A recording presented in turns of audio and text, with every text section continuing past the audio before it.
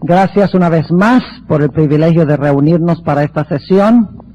Te pedimos, Señor, que nos enseñes cómo el error entró en el protestantismo de tal manera que nosotros podamos evitar caer en el mismo error. Sabemos, Señor, que solo podemos expulsar el error conociendo la verdad. Así que enséñanos tu verdad hoy. Te lo pedimos en el nombre de Jesús. Amén. Esta mañana vamos a estudiar la triste historia de cómo penetraron las ideas de estos teólogos jesuitas en las iglesias protestantes. Lo que quiero hacer es repasar muy brevemente lo que estudiamos ayer y luego empezar a hablar sobre cómo penetraron estas ideas en el protestantismo. Ustedes recuerdan las secuencias de Daniel 7. Claramente tenemos Babilonia, Medo-Persia, Grecia, el Imperio Romano. Luego el Imperio Romano se iba a dividir en 10 reinos y entre esos 10 reinos se iba a levantar el cuerno pequeño. Hemos visto que los reformadores protestantes entendían esta perspectiva historicista. Ellos sabían que había pasado Babilonia, Medo-Persia, Grecia, el Imperio Romano. Sabían que el Imperio Romano se había dividido en 10 reinos y podían ver allí mismo, en su tiempo, la presencia del cuerno pequeño, el poder papal. Lo palpaban en persona, no tenían que adivinar, porque lo podían ver allí. Como vimos ayer, la Iglesia Católica tuvo que desviar el dedo que apuntaba hacia ella como el cumplimiento de la profecía del cuerno pequeño. Y por lo tanto se levantaron dos teólogos jesuitas de aquella Compañía de Jesús establecida por San Ignacio de Loyola en el año 1534. El primero de estos fue Luis de Alcázar, quien dijo, no, las profecías del anticristo, del cuerno pequeño, la bestia, eso no tiene nada que ver con lo que está pasando ahora. No, el cuerno pequeño de Daniel 7 fue Antíoco Epífanes, quien vivió 165 años antes de Cristo. Y eso de la bestia, eso no tiene nada que ver con la Iglesia Católica ahora. Eso se cumplió con Nerón y con los emperadores romanos. Es decir, eso no tiene nada que ver con ahora, ni nada que ver con el futuro. Ya eso se cumplió en el lejano pasado. Se levantó el otro teólogo jesuita, con el nombre de Francisco Rivera, de Salamanca, España. Y dijo, no concuerdo exactamente con Luis de Alcázar. Las profecías de Daniel 7 y la bestia de Apocalipsis 13 no se han cumplido todavía. No se están cumpliendo ahora, ciertamente.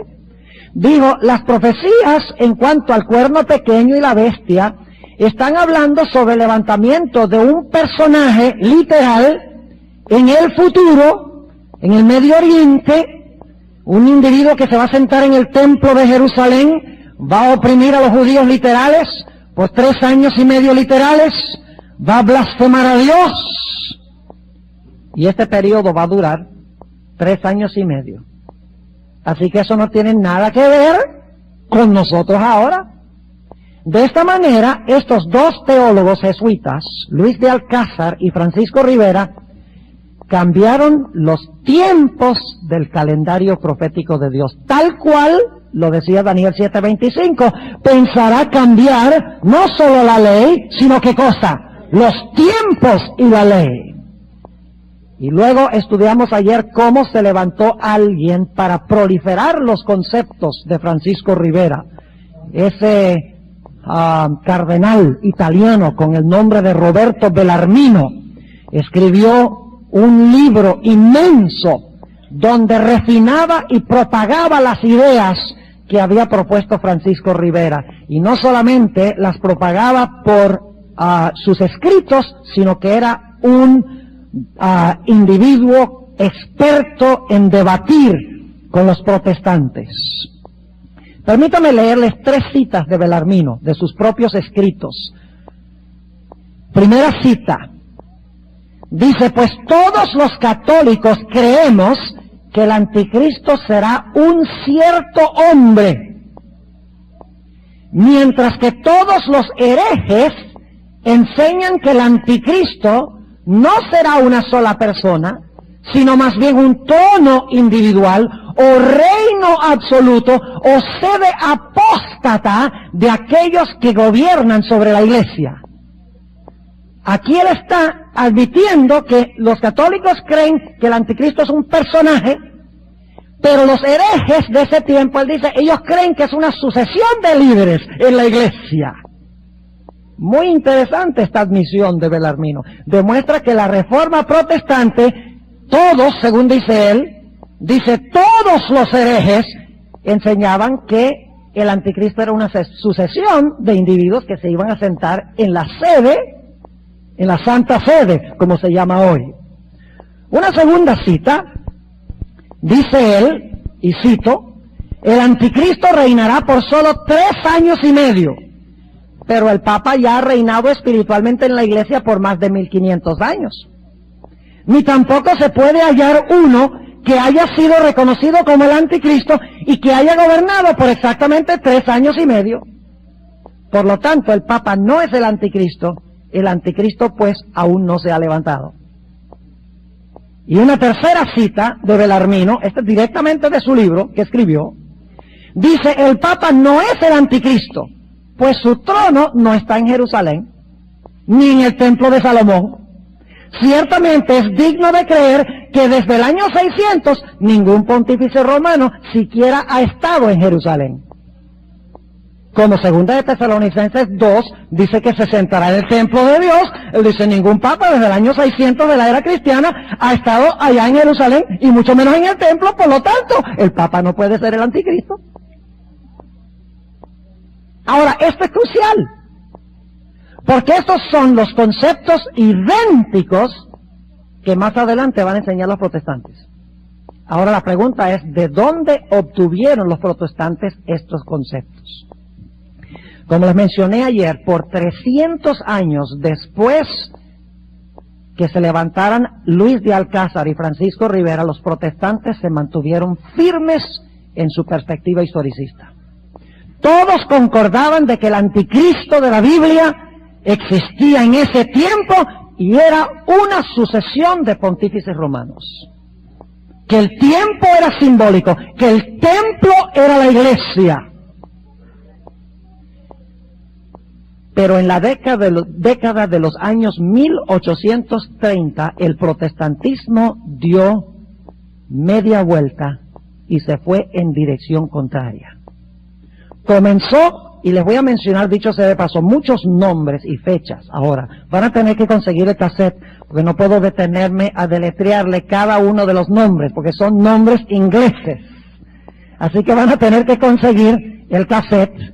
Y además de eso, si alguno quiere conseguir el documento de 44 páginas, donde trazo con la documentación bien establecida, todo esto que les estoy compartiendo lo pueden conseguir. Lo tengo solamente en inglés, pero si leen inglés, sería bueno que se sentaran y que lo leyeran, porque lo que yo les estoy diciendo aquí, mucho sencillamente se los estoy diciendo, no les estoy declarando, bueno, esto lo obtuve de tal libro, página tal, por la premura del tiempo, pero en el documento está todo con notas al pie de página, bien cuidadosamente documentado.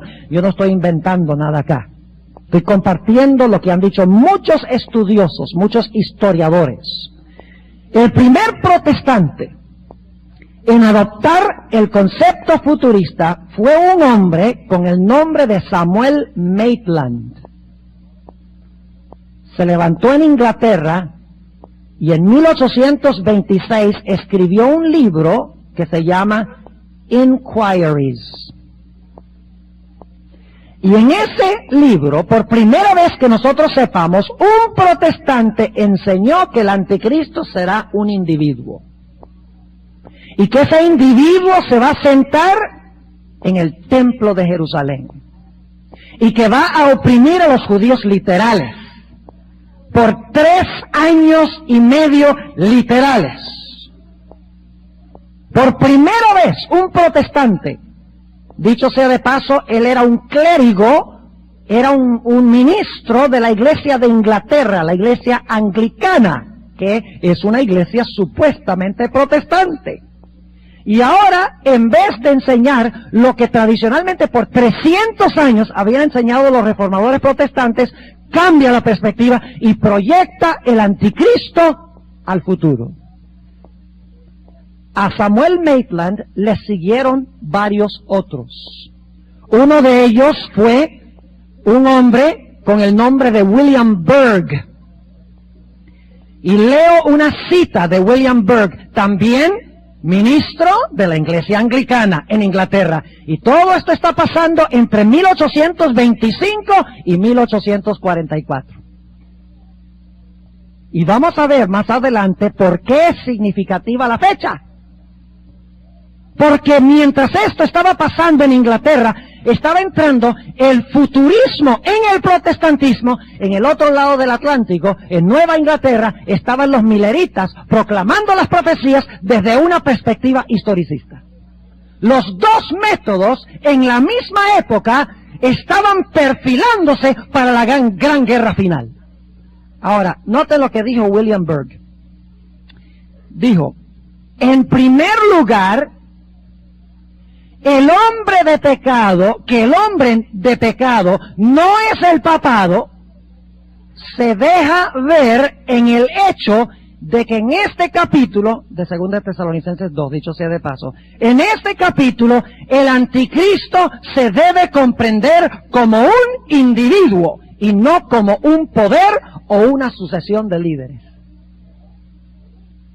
¿Captaron lo que está diciendo? Dice que en 2 Tesalonicenses 2 no está hablando de un sistema, está hablando de un individuo. Y según él se va a levantar en el futuro. Otro ministro o clérigo de la Iglesia de Inglaterra, fueron varios durante este periodo, en la década de los 1830, empezó Samuel Maitland, continuó William Berg, otro fue James Todd, otro sacerdote, otro ministro de la Iglesia de Inglaterra. Y quiero que noten algo muy interesante. El momento que los protestantes cambian su perspectiva del anticristo, se quieren unir con la Iglesia Católica. Se ve patentemente aquí en esta década. Maitland, Berg, Todd, Pusey y otros. Muchísimos clérigos o ministros de la Iglesia de Inglaterra, solo les estoy mencionando algunos, empiezan a enseñar que el anticristo no está presente, que los reformadores protestantes se equivocaron, que va a venir en el futuro, e inmediatamente cuando dicen eso, dicen el sistema romano está perfectamente bien, unámonos con él. Permítame leerles de James Todd, uno de esos ministros de la Iglesia protestante de Inglaterra, la Iglesia Anglicana. Noten lo que él dice.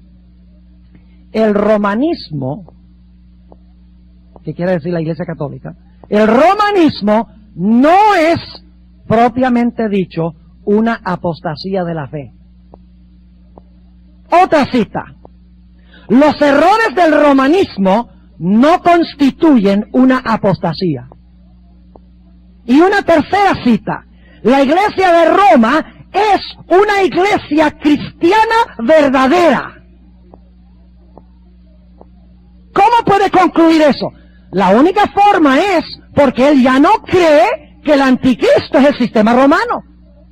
Ha cambiado el punto de vista a un anticristo futuro. Y por lo tanto, él puede decir, la iglesia romana es una iglesia cristiana verdadera. Y escúcheme bien lo que voy a decir. Se han escrito muchos libros sobre cultos que existen en el mundo moderno. Ahora, no estoy hablando del culto divino. Un culto es como una secta. En inglés la palabra es cult, que es un grupo peligroso, es marginal, no se considera cristiana. Ahora, hay 3 razones por las cuales los escritores han dicho que un movimiento no es cristiano, es un culto. Número 1, el movimiento no cree que la Biblia tiene una norma suficiente para la vida cristiana. Creen que se necesita otra fuente de revelación adicional. Segundo, los cultos siempre creen que Jesús no es suficiente, que se necesita algo más que Jesús. Y en tercer lugar, que no es suficiente ser salvo por fe, sino que hay que añadirle también las obras de los seres humanos. Ahora, a los adventistas se los han atacado por esto, porque dicen, los adventistas no creen que la Biblia es suficiente, porque dicen que necesitan a Elena White. Los adventistas no creen que Jesús es suficiente, porque ellos creen que además del Señor Jesucristo necesita uno el Antiguo Testamento y los mandamientos y todo eso. Y dice, los adventistas no creen que la salvación es por gracia a través de la fe, creen que se salvan por las obras, así que la iglesia adventista es un culto. Y por eso muchas obras modernas contra los adventistas, ustedes van a encontrar que dicen que la iglesia adventista es un culto, aunque no tanto recientemente. Pero todavía se consiguen libros donde se dice que la iglesia adventista es un culto. Pero si ustedes toman esta definición, el culto más grande de todos es la iglesia católica. Y sin embargo, ni un solo libro protestante hoy en día dice que la iglesia católica es un culto. Yo pregunto, ¿la iglesia católica enseña que la Biblia es suficiente? No, enseña que uno necesita también, ¿qué cosa? La tradición. ¿Enseña la iglesia católica que Jesús es suficiente? No, dice, necesitamos ¿a quién? A María. ¿Dice la iglesia católica que la salvación es por fe sola? No, por fe más obras. ¿Por qué ninguna obra protestante, cuando habla de los cultos modernos, misteriosamente no aparece por ninguna parte la iglesia católica? Es porque los protestantes han apostatado en sus conceptos proféticos. Y ahora escúcheme bien lo que les voy a decir. Algunos pensaban que yo estaba medio bravo ayer cuando estaba hablando. Y yo debo admitirles que a mí me da ira santa. Cuando yo estudié este asunto, yo les digo que se me fue la sangre al cerebro. Uy, y me dio una ira. No contra los católicos, ni contra los protestantes como personas, sino contra estos sistemas que han destruido la verdad de Dios. Debemos enojarnos de una forma santa, lo que llama la Biblia ira santa, cuando se trata de cambiar la verdad de Dios en la mentira. Pero al mismo tiempo debemos amar a los que están en el error. No estoy aquí diciendo que debemos odiar a los católicos. No, debemos amar a los católicos. Pero debemos aborrecer el falso sistema de interpretación que se ha creado. Porque quiero decirles que si nosotros adoptamos el sistema de interpretación profética de los católicos y protestantes hoy en día, todos nos vamos a ir al lago de fuego. Y no sería amante para mí decir, ay, no hablemos nada mal de nadie ni de nada. Porque entonces termina alguien en el lago de fuego y dice, ¿por qué no me dijiste? Ah, porque no quería ofenderte. Porque quería que te sintieras bien conmigo, que fuéramos amigos. ¿Qué amistad hay en eso? En eso no hay ninguna amistad, en absoluto. Ahora escuchen bien. No solamente se levantó Samuel Maitland en 1826 y escribió su documento Inquiries.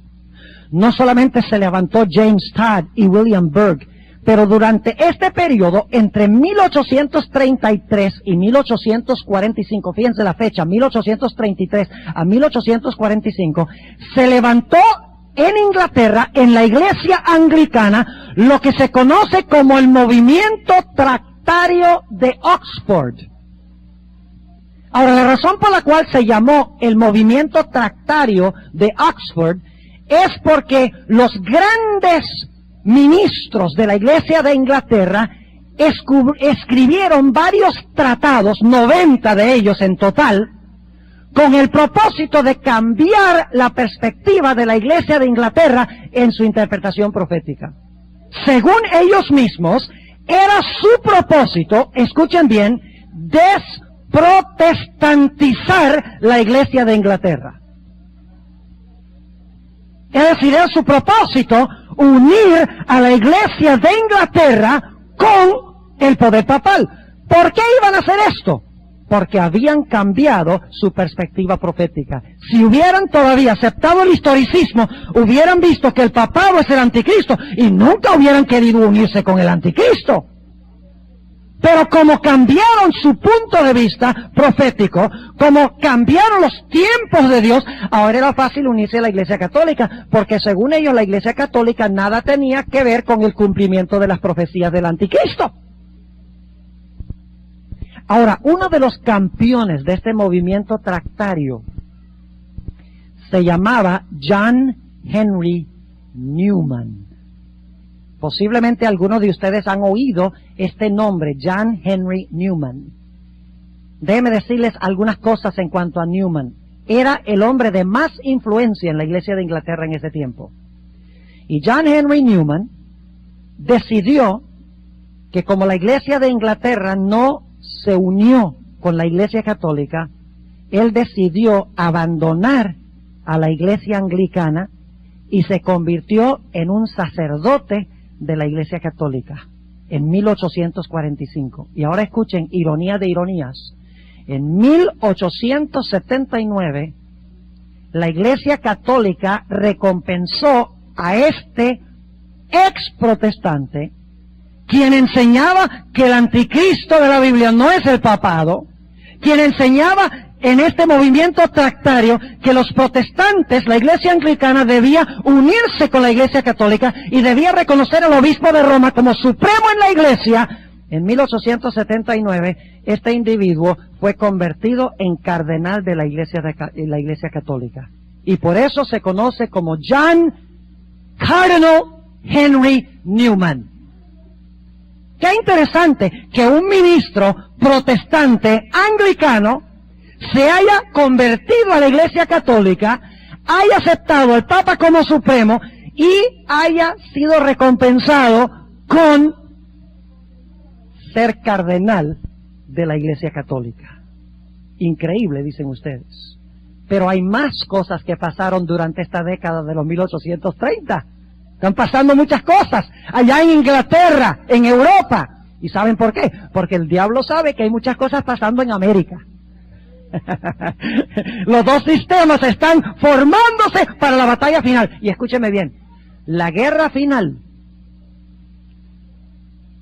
sí va a ser sobre el sábado y el domingo, pero la verdadera guerra va a ser sobre cómo interpreta usted las profecías.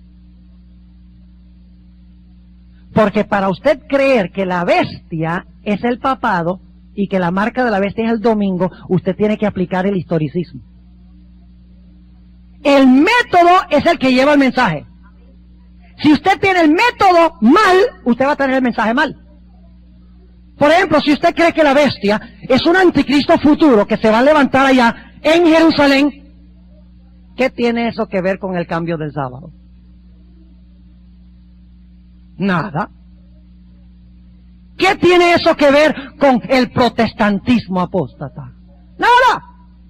Para usted llegar al mensaje, usted tiene que usar el método historicista. Si usted usa el método futurista, se destruye el mensaje de la iglesia adventista. Y el diablo lo sabía. Y por eso él dijo, yo tengo que crear un sistema de interpretación profética donde lleve a la gente a mirar al futuro o al pasado para que ellos no puedan ver que el cuerno pequeño, el papado, fue el que pensó que podía cambiar la ley. Y que fue un sistema que pensó que podía cambiar los tiempos proféticos de Dios. Ahora escuchen cómo se desarrolla aún más esta historia en Inglaterra. En este tiempo vivía en Inglaterra un ministro que pastoreaba una iglesia de más de 1000 miembros en Londres, con el nombre de Edward Irving. Posiblemente ustedes no han oído hablar de Edward Irving, pero déjenme decirles algo en cuanto a Edward Irving. Era un hombre que tenía un carisma extraordinario.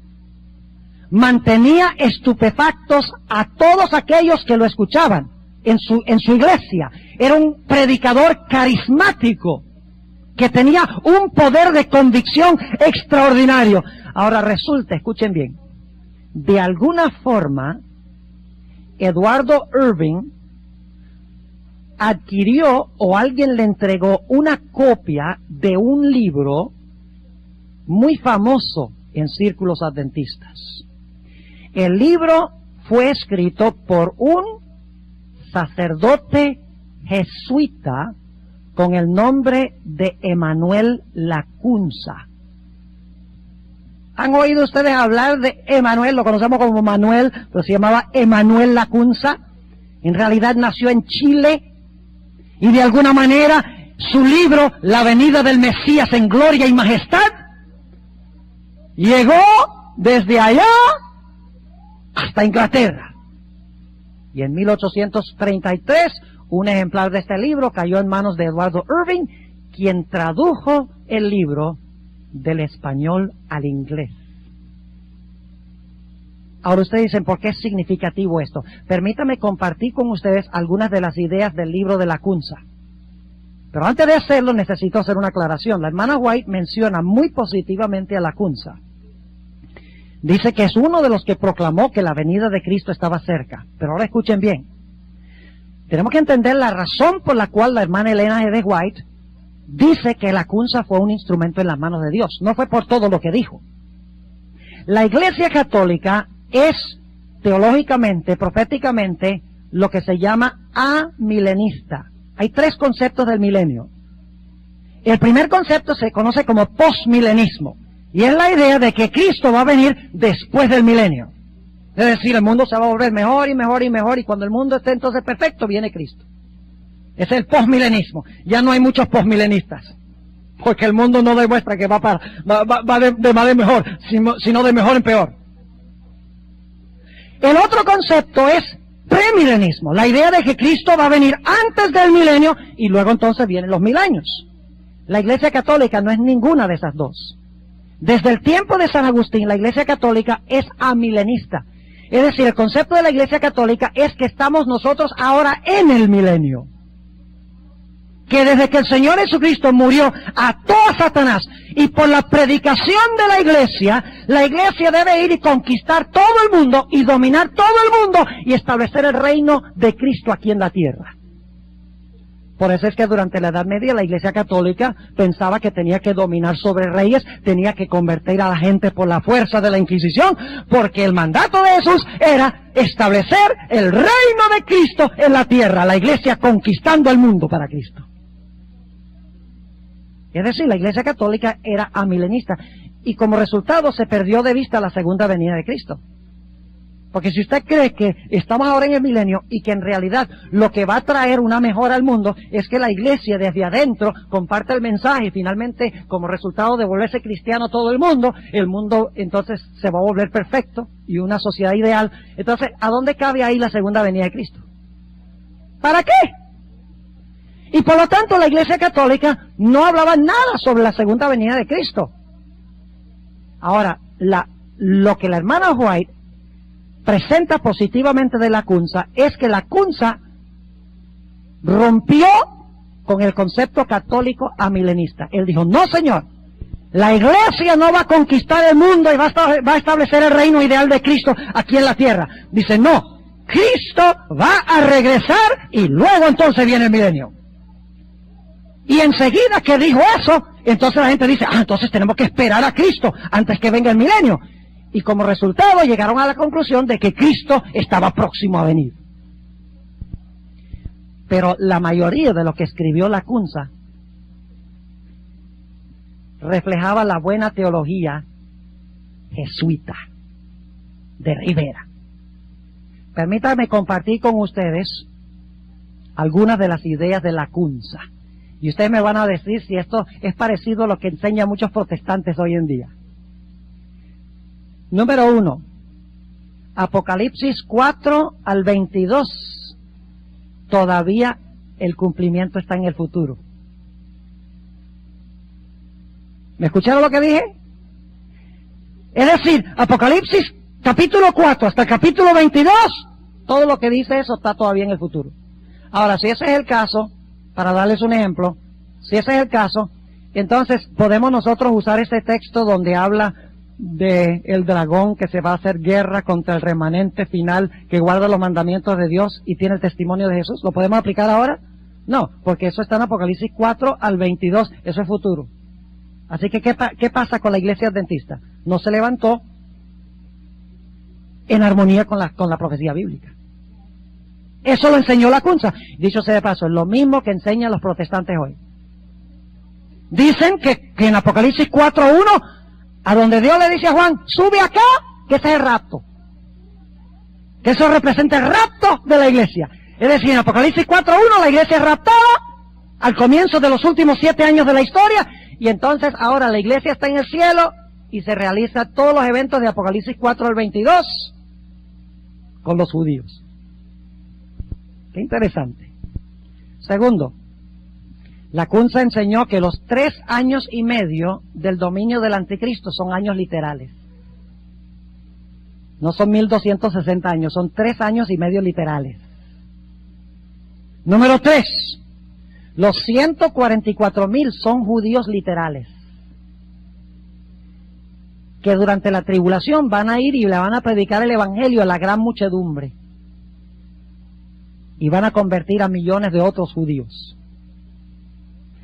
Número 5, el milenio no va a ser en el cielo, el milenio va a ser un tiempo de paz en la tierra, a donde los seres humanos vivirán en sus cuerpos mortales.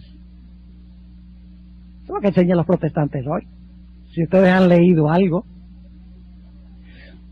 Además dice que durante el milenio el sistema de sacrificios se va a restablecer, porque el templo se habrá reconstruido. Y que finalmente, al terminar este periodo de los 7 años, van a venir los enemigos literales de Israel literal, del norte, del oriente y del sur, para atacar a Israel.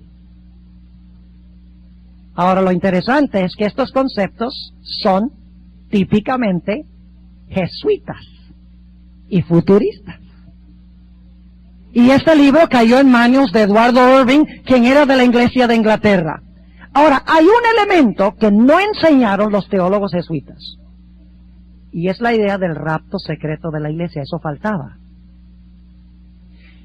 Pero fíjense qué interesante, en el año 1833, este mismo Eduardo Irving, quien dicho sea de paso pertenecía a un grupo, no sé si ustedes han oído hablar de los Plymouth Brethren. Es un grupo de hombres de la iglesia de Inglaterra, estaban descontentos con la condición espiritual de la iglesia y por lo tanto decidieron establecer grupos pequeños. No hay nada malo con los grupos pequeños, siempre y cuando estudien la verdad de Dios. Y se reunieron estos hombres en grupos pequeños con el fin de tener un reavivamiento espiritual. Ahora, en una de estas reuniones, que estaba presente Eduardo Irving, según otro personaje que estaba presente allí personalmente, el nombre de ese individuo es S.P. Trejel, ese sí lo voy a deletrear, pues como francés, T-R-E-G-E-L-L-E-S.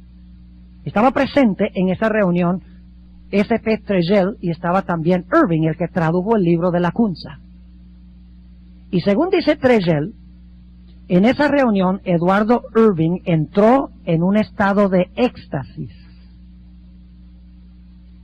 Y en este estado de éxtasis escuchó en una lengua extraña que iba a haber un rapto secreto de la iglesia.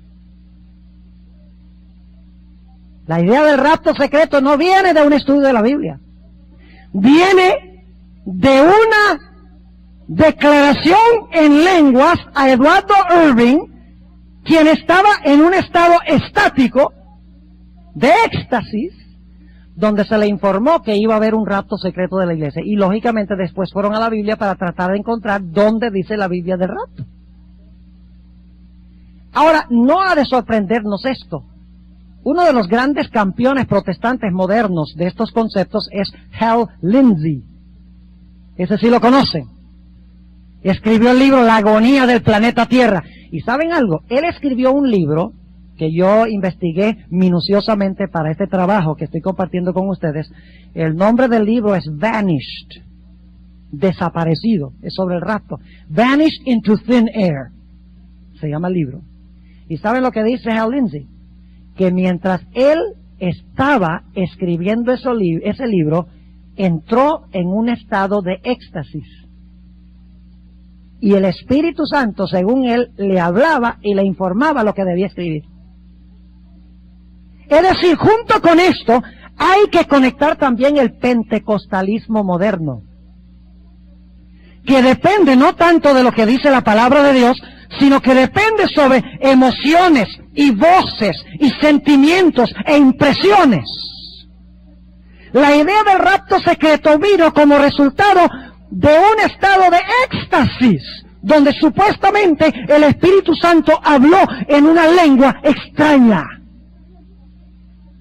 Ahora escuchen, hacía falta alguien que sistematizara todas las ideas proféticas que habían surgido durante este periodo. Y ahora tengo que hablarles de un individuo que era un genio, que tomó todas estas ideas que estaban circulando, que vinieron de Rivera, vinieron de Lacunza, vinieron de Bellarmino, vinieron de Irving, de todos los ministros de la Iglesia de Inglaterra. Era necesario que alguien tomara todo esto y los pusiera en un sistema, lo coordinara todo. Así fue que durante este periodo también, en los años 1830, otro individuo que pertenecía al grupo este de Plymouth Brethren se llamaba Juan Nelson Darby. ¿Han oído hablar de Juan Nelson Darby? Algunos de ustedes, yo veo, dice, sí, claro, yo he oído de Darby. Es el padre del dispensacionalismo moderno. Ahora, ¿qué es dispensacionalismo? Dispensacionalismo es la idea de que la historia del mundo se divide en 7 dispensaciones o periodos. Y según Darby, nosotros ahora estamos viviendo en la 6ª dispensación. Es la dispensación de la iglesia, o el periodo de la iglesia. Como el pueblo judío rechazó a Cristo, entonces Dios suspendió su plan con los judíos. Digo, ya, con los judíos yo no puedo hacer nada, rechazaron a Cristo, dejémoslos en suspenso por ahora. Y vayamos al plan B. Vamos ahora a trabajar por los gentiles. Y entonces, por 2000 años, estamos en lo que se conoce como la dispensación o el periodo de la iglesia. Pero según Darby, la dispensación de la iglesia va a terminar con el rapto secreto de la iglesia. Es decir, que cuando la iglesia sea llevada al cielo en el rapto, entonces Dios va a reanudar su plan para el pueblo judío, ese plan que suspendió cuando rechazaron a Cristo. Y según él, ahora escuchen bien, dice que la última dispensación es solo para Israel. Claro, porque la iglesia va a estar en el cielo. Enseñó que el anticristo entonces se va a levantar allá, un personaje, un individuo. Enseñó que se iba ese individuo a sentar en el templo de Jerusalén, que al principio iba a favorecer a los judíos, pero que a la mitad de la última semana los iba a traicionar. Y por 3 años y medio ese personaje malévolo se iba a sentar en el templo de Jerusalén, diciéndose ser Dios, iba a construir una estatua bien grande e iba a mandar a todos que adoraran esa imagen de él mismo. Enseñó también que los 144,000 son judíos literales que iban a salir a evangelizar a todos los judíos para que aceptaran a Cristo como su Mesías. Y enseñó que hacia el final de este periodo iban a venir del norte, del oriente y del sur naciones para pelear contra Israel literal en el valle literal de Megido. ¿De dónde obtuvo Juan Nelson Darby la mayoría de estas ideas? No son originales con él. Es más, déjenme leerles una cita muy interesante aquí. Esta cita viene de un libro de un autor presbiteriano. Dice, el sistema de Darby no era original. El futurismo comenzó con los católicos del siglo XVI. Lo dice no un adventista. Eso se encuentra en el libro The Last Days Are Here Again. Los últimos días están aquí de nuevo, en la página 74. ¿De dónde obtuvo Darby toda esta idea del templo literal, el anticristo literal, 3 años y medio literales, judíos literales, enemigos literales, en un valle literal? Lo obtuvo de los sacerdotes jesuitas católicos del siglo XVI. Y solo les leo esa cita. Tengo otras citas de otros autores protestantes donde dicen la misma cosa, que Darby, Irving, Maitland, etcétera, obtuvieron sus conceptos o sus ideas de los sacerdotes jesuitas. Entonces yo pregunto, ¿de dónde obtuvo el protestantismo su nueva interpretación profética de su madre, de la Iglesia Católica. Así que lo que están enseñando los protestantes hoy, por ejemplo, los preteristas, es decir, los pastores liberales que no creen en la inspiración de la Biblia, ellos están enseñando el preterismo de Luis de Alcázar, ¿no? Que el anticristo fue Antíoco Epífanes, que la bestia es Nerón y los emperadores romanos. Esa idea de la herida mortal y la herida mortal sanada representa una idea que había en aquella época de que Nerón iba a morir y luego iba a reencarnarse en otra persona para matar y dominar a la gente. Los teólogos liberales de la Iglesia Presbiteriana Unida, Luterana Unida, Presbiteriana Unida, Iglesia de Cristo Unida, por alguna razón cuando encuentran la palabra unida son liberales. Obtuvieron su concepto de interpretación profética directamente de Luis de Alcázar. Y los protestantes conservadores, que creen en todas estas ideas que les he compartido, obtuvieron su idea directamente de Francisco Rivera, de Emanuel Lacunza y de Belarmino, todos sacerdotes jesuitas. ¿Ustedes creen que nosotros podemos confiar en las interpretaciones de sacerdotes jesuitas? Come on. ¿Cómo es que los protestantes confían en tal interpretación? Ahora, uno de los problemas de Darby es que Darby no respetaba la historia. Él no le importaba la historia. Es decir, la historia no tiene ninguna trascendencia. Escuchen esta cita de Darby. Dice, yo no quiero que la historia me diga que Nínive o que Babilonia están en ruinas o que Jerusalén está en manos de los gentiles. Yo no admito que la historia sea necesaria en ningún sentido para comprender la profecía. Yo le pregunto, en el sistema historicista, ¿cuán importante es conocer la historia? Imprescindible, porque usted tiene que saber que se levantó Babilonia, Medo-Persia, Grecia, Roma se dividió en 10 reinos, luego surgió el cuerno pequeño, luego el cuerno pequeño recibió una herida mortal, esa herida mortal, la imagen va a ayudar que se sane, y entonces viene la persecución final. Usted tiene que conocer la trayectoria histórica. Pero Darby no quería saber nada de la historia. Dice, yo no admito que la historia sea necesaria en ningún sentido para comprender la profecía. Ahora escuchen lo que les voy a decir. Durante los años 1859 y 1874, Darby tomó 6 viajes a los Estados Unidos y predicó en algunas de las iglesias más grandes de aquella época. En Nueva York, en Filadelfia, en Boston y en otras partes. Sus ideas novedosas fueron aceptadas muy rápidamente por los que escucharon los conceptos que estaba compartiendo. Pero la obra de Darby hubiera muerto si no hubiera sido por un individuo que por accidente descubrió los escritos de Darby en una biblioteca.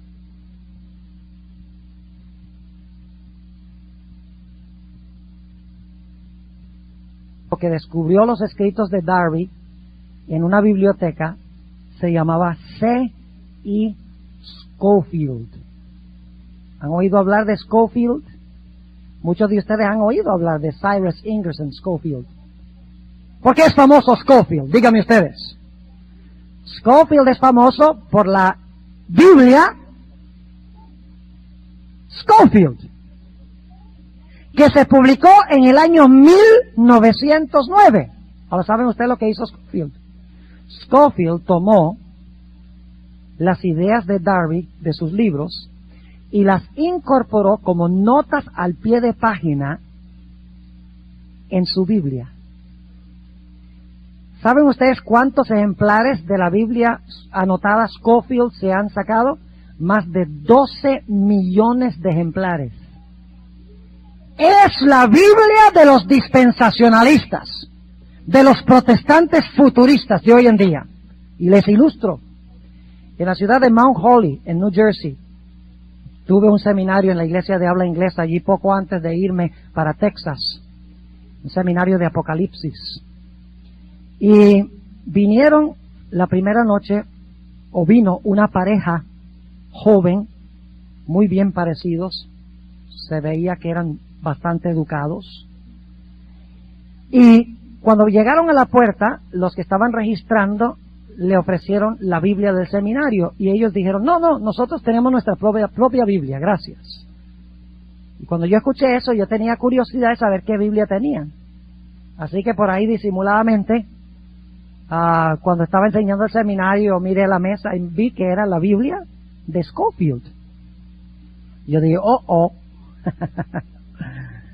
Ahora, cuando llegamos a la lección sobre los sellos, usted sabe que nosotros creemos que los sellos comienzan a cumplirse en los tiempos apostólicos y luego se siguen cumpliendo en sucesión continuada hasta el séptimo sello, el silencio de casi media hora en el cielo. Es decir, lo interpretamos los sellos desde una perspectiva historicista. Y cuando yo presenté esta lección desde la perspectiva historicista, dejaron de asistir. Pero habían venido ya varias sesiones, así que yo dije, bueno, yo tengo que ir a visitar a esta pareja. Fui a visitarlos. Me recibieron muy cortésmente, muy cordialmente. Nos sentamos en la sala, les dije, mire, me he dado cuenta que vinieron a las primeras sesiones, pero no han asistido por algunas sesiones. ¿Qué sucedió? Y recuerdo también, como si estuviera pasando aquí en este momento, el joven me miró y me dijo, mire, nosotros ya no podíamos asistir más a su seminario, porque los comentarios que usted hace en el seminario no concuerdan con nuestra Biblia. Y yo ya sabía cuál era la Biblia, pero le pregunté, bueno, ¿y qué Biblia tienen ustedes? Dice, la Biblia Scofield. Y nuestra Biblia dice que los sellos y las trompetas y las plagas, todos son juicios en sucesión que se van a derramar durante la tribulación final. No se han cumplido todavía. Y usted nos dijo que los sellos se han cumplido en el transcurso de la historia y que estamos ya casi en el séptimo sello. Eso no cuadra con las notas de nuestra Biblia. Por lo tanto, no pudimos volver. Eso demuestra, mis hermanos y hermanas, cuánta credibilidad le da la gente a la Biblia Scofield. Es la Biblia por excelencia que usan los futuristas. Y saben que las notas al pie de página se consideran casi tan inspiradas como la Biblia misma. ¿Y saben ustedes qué tienen esas notas?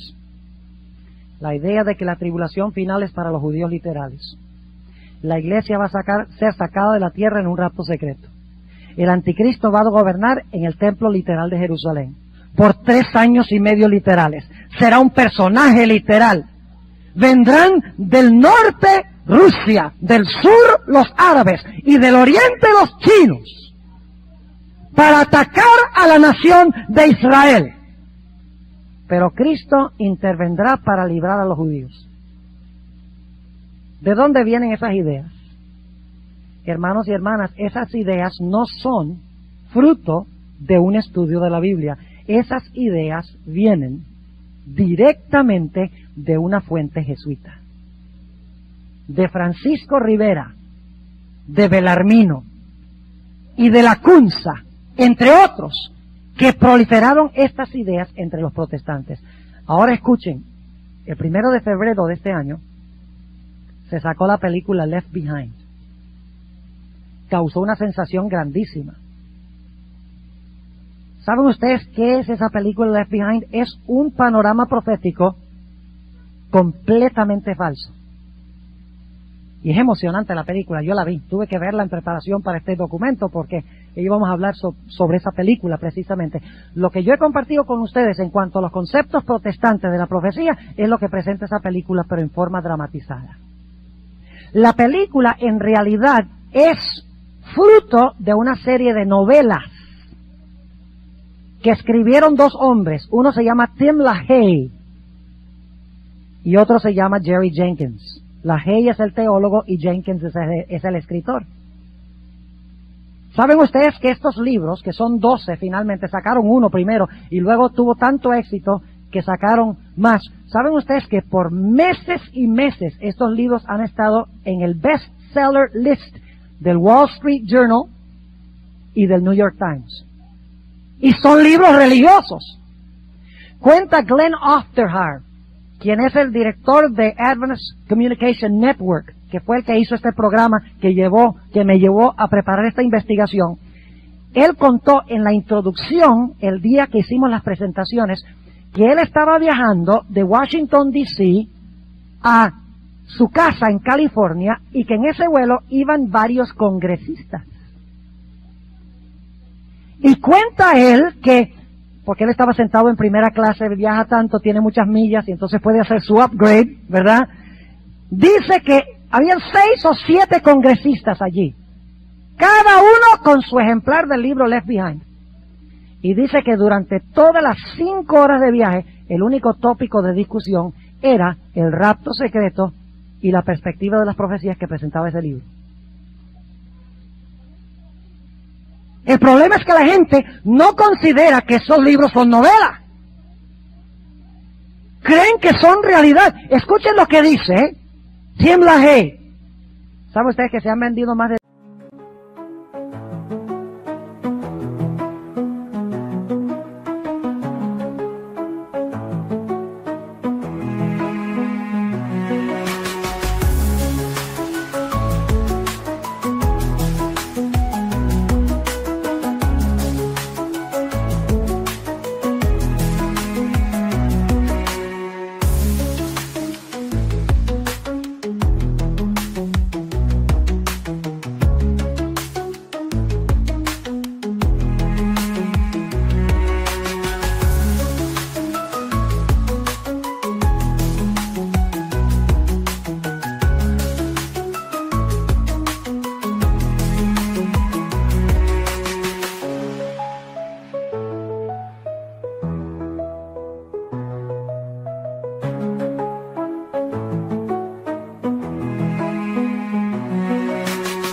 $10 millones de ejemplares? ¿Y los tienen ahora en caricatura? ¿Para niños? ¿También? Escuchen lo que dice Tim LaHaye. El propósito de estos libros es animar a la iglesia y persuadir a los incrédulos. Hemos encontrado, dice LaHaye, que la gente está leyendo su Biblia de nuevo por causa de estos libros. Y muchos han llegado a creer. ¿A creer qué? Pregunto yo. A creer el error. Sigue diciendo LaHaye. Estoy escuchando de pastores en todo el mundo, porque han sido publicados en 14 idiomas. Estoy escuchando de pastores de todo el mundo y me están diciendo que los libros son la mejor herramienta evangelística que jamás hayan visto. Increíble. Hay una agenda aquí, hermanos y hermanas, de proliferar este mensaje a nivel mundial. Mientras que los 3 ángeles van a toda nación, tribu, lengua y pueblo, estos conceptos también van a toda nación, tribu, lengua y pueblo. Ahora, ¿por qué han proliferado tanto estas ideas? Número 1, por causa de la Biblia Scofield. Tremenda influencia tiene esta Biblia. Número 2, por causa de un seminario que se encuentra en Dallas Theological Seminary. Todos los individuos que enseñan esta perspectiva fueron alumnos en Dallas Theological Seminary. Así como la Universidad de Andrews está preparando obreros para todo el mundo, presentar los mensajes de los 3 ángeles, el seminario de Dallas está preparando personas para todo el mundo de acuerdo a la perspectiva futurista. En tercer lugar, libros que han sido escritos. Hermanos y hermanas, yo no sé si ustedes han ido a una librería protestante en los últimos tiempos y han visitado la sección de profecías. Yo me quedo aterrado.